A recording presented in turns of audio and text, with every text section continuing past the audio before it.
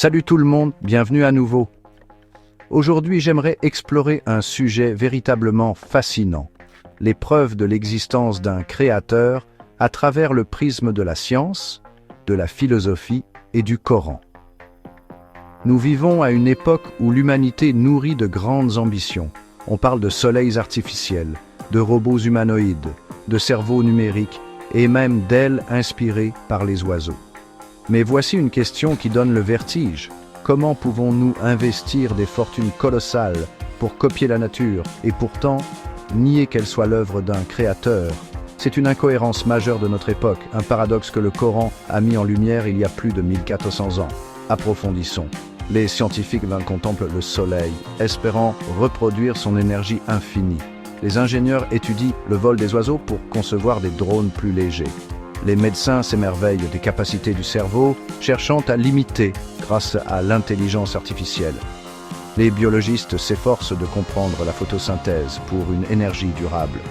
Pourtant, ces esprits brillants affirment souvent « Tout cela est le fruit du hasard, un chaos sans but ».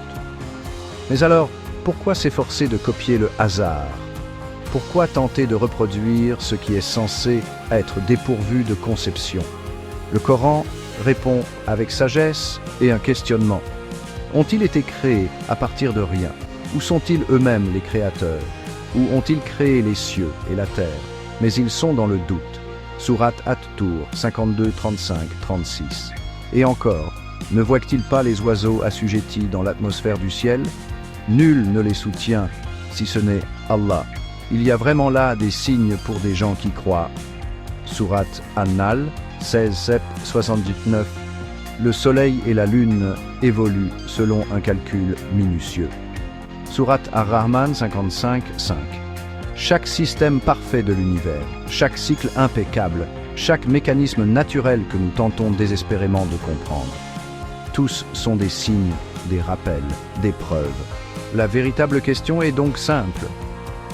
Quand l'humanité peine à créer ne serait-ce qu'une copie imparfaite des merveilles existantes, comment pouvons-nous nier qu'un artisan suprême ait conçu l'original avec une perfection absolue?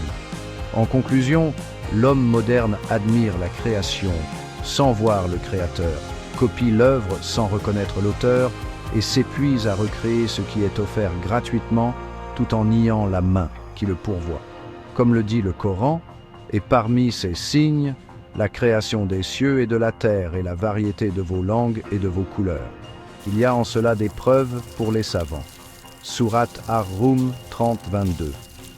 Alors, observons, réfléchissons et surtout, reconnaissons. Merci d'avoir regardé et n'oubliez pas d'aimer, de commenter et de vous abonner pour plus de contenu stimulant. À la prochaine!